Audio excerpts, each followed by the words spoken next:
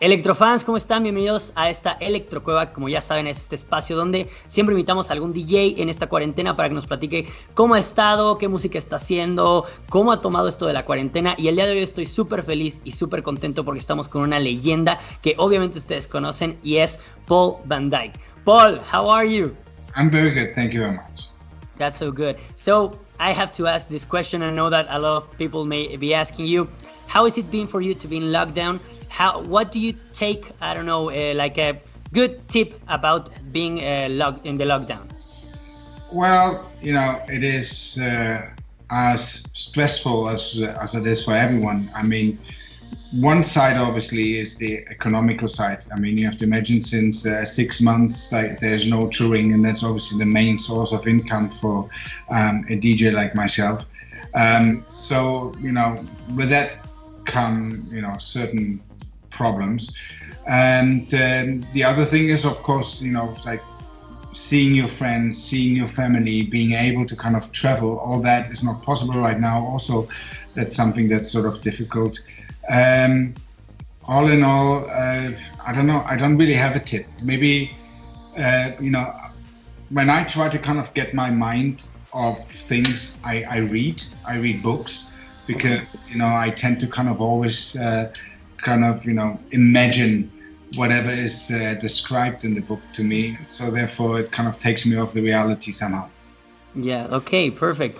Bueno, por acá le preguntaba a Paul que él cómo ha tomado esta cuarentena, cómo le ha ido a él y que si tiene con algún tip por ahí para ustedes. Y él dice que de hecho, pues obviamente la parte económica ha sido algo que ha pegado bastante porque él se la pasaba de tours y obviamente es algo que hacen todos los DJs y la parte de su trabajo se ha visto muy afectada. Que no tiene un tip como tal, pero que él le ha ayudado a leer porque obviamente al estar leyendo él como que lo toma hacia otro lugar, como que lo hace viajar y eso como que ha ayudado y es algo bastante bueno.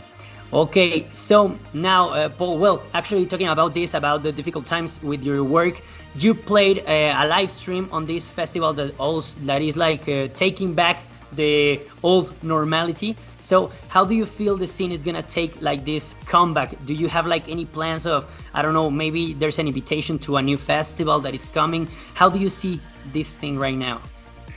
Well, I think in the meantime, streaming is a good way to kind of stay in contact somehow with the audience. Of course, it is absolutely not, you know, comparable to kind of being there with you guys live and have a great time and listen to the music and perform the music. And in regards to this, obviously different parts of the world have sort of different regulations. As an example, here in Germany, we're going to do, as part of Shine Ibiza here in Berlin on the 19th of September, a show, which is an outdoor show in a huge venue, but with a very limited capacity, so we can keep the distancing. And there's also a huge sort of safety and security and hygiene concept to prevent anything, you know, pandemic-wise from happening.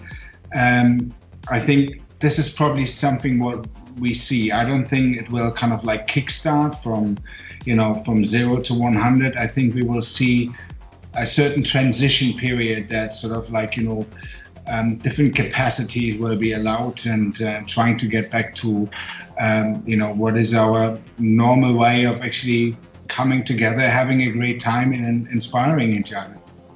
Nice. Okay, yes, actually it has to change some way, but we hope to get back to normal as soon as possible.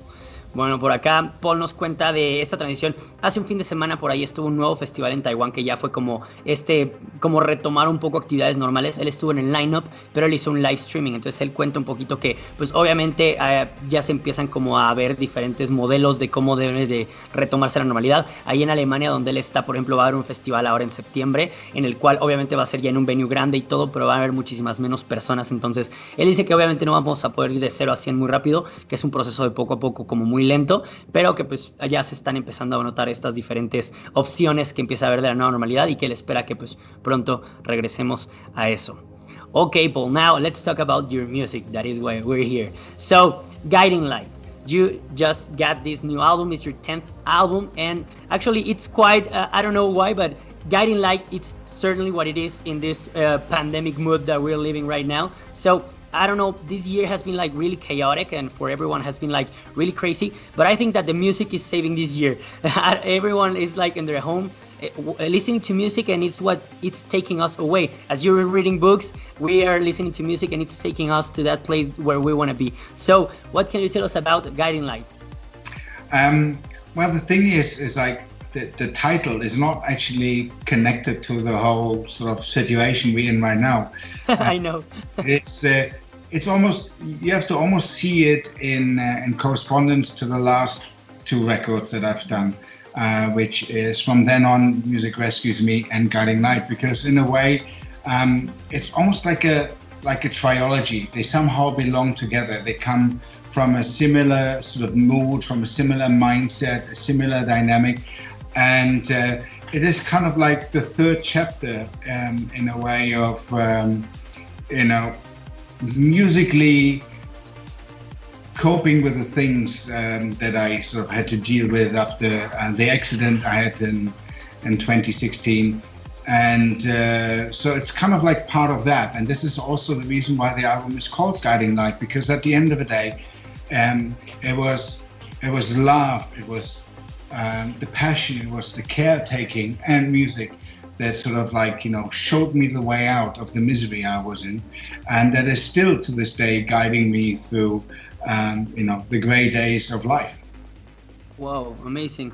Bueno, por acá Paul nos cuenta un poquito. Yo le decía que nos platicara de Guiding Light, que es su 10º álbum que justamente acaba de salir en estos días. Se dice que obviamente Guiding Light no tiene que ver nada con la pandemia, sino que es más bien la 3ª entrega de pues esta trilogía de álbumes que vienen de los 2 pasados y de este, que es como todo un proceso y que justamente es como este cierre que él le quiere dar después de lo del accidente que tuvo en el 2016 y todo esto que ha pasado. Ha sido como un proceso y estos álbumes pues tienen que ver uno con otro, y al final ya quiere él que sea como un cierre de todo esto. Entonces, sí, ustedes ya han escuchado los pasados y escuchan tienen como el mismo mood, es como muy como el mismo set, como el mismo concepto, entonces tiene que ver como de cierre de los pasados, así de fácil.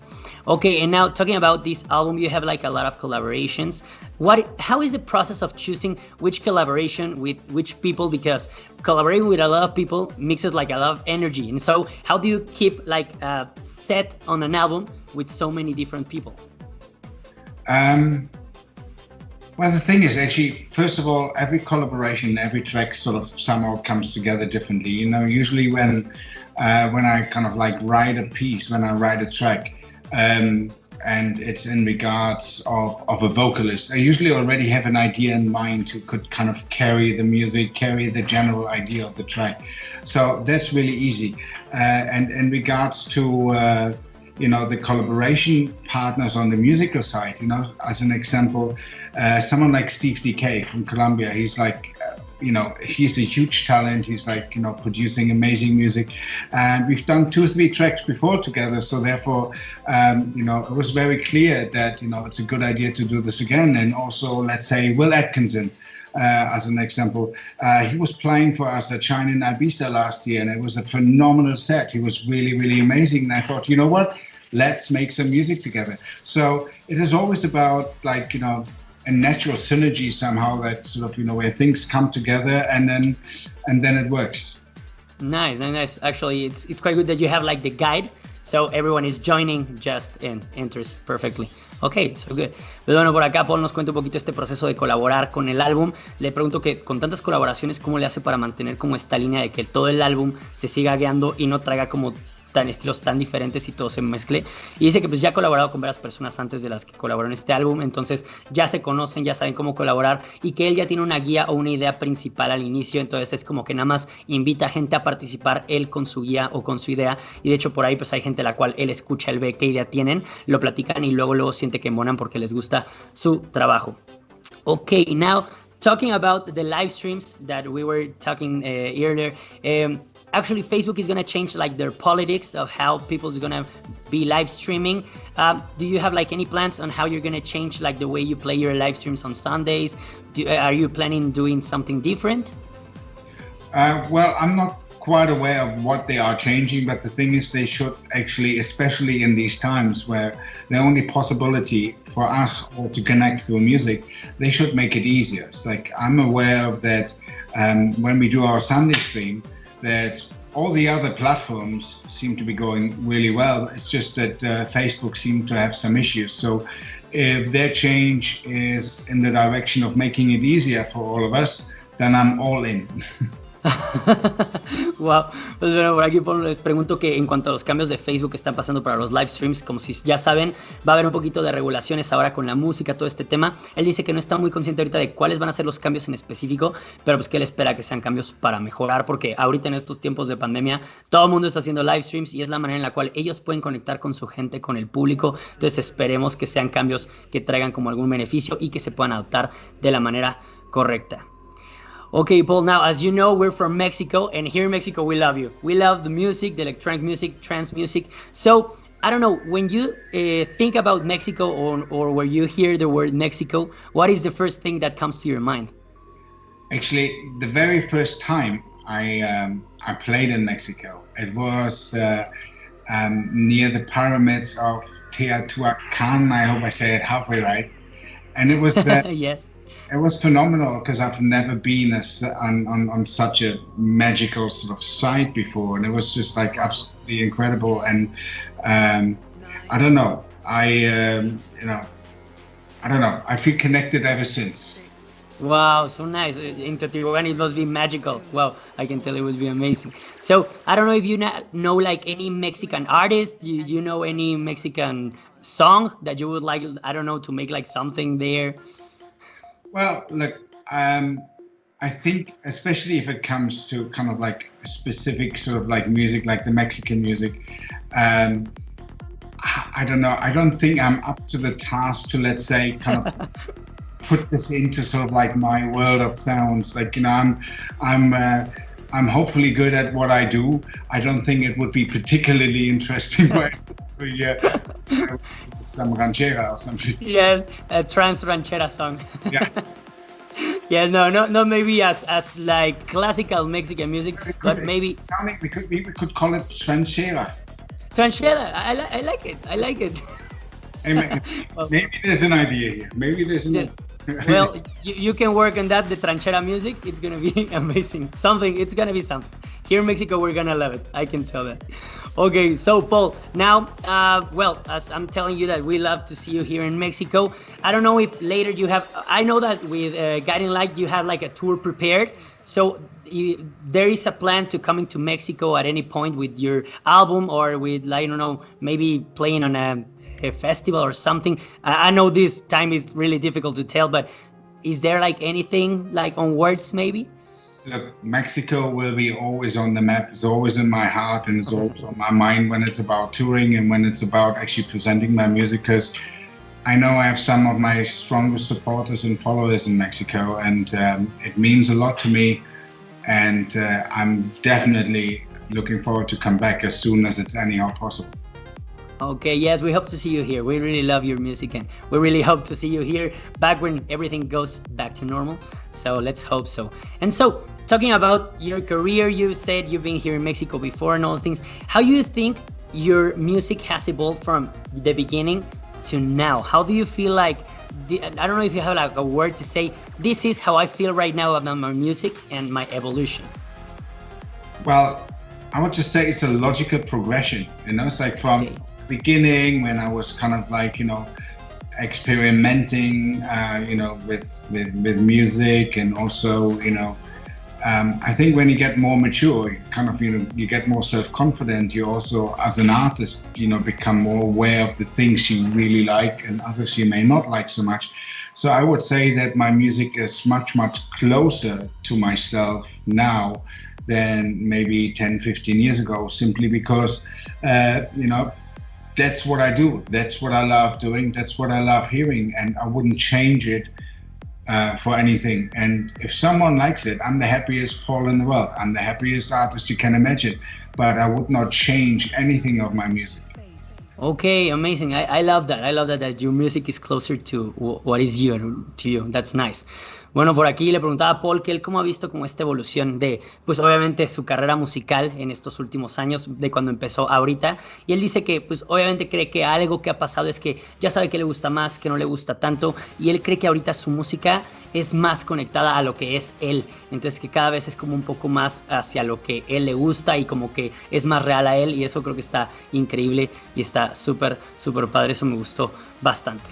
Okay, now before we go, I have to ask these questions about what you choose between two things that is our Mexican things. So, between a tequila shot or a margarita, what would you choose? Margarita, not just Margarita. the drink, but also the name of my wife. Okay, wow, amazing. So nice. Now, mariachi or ranchera? Ranchera. Ranchera, let's make ranchera happen. Let's make it.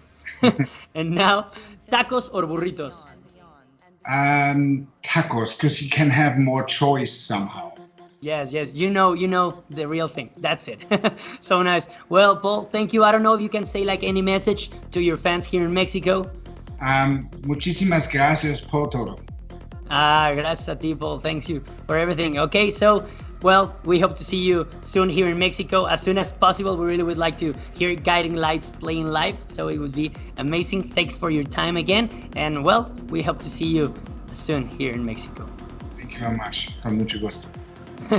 Electrofans, gracias por haber estado por acá con nosotros. Esperemos que les haya gustado esta plática con Paul, que es una leyenda, que es increíble, tipazo. Y pues ya saben, los esperamos el siguiente jueves por acá en otra Electro Cueva con más invitados especiales. Bye. Bye, Paul. Thank you. We are guiding light.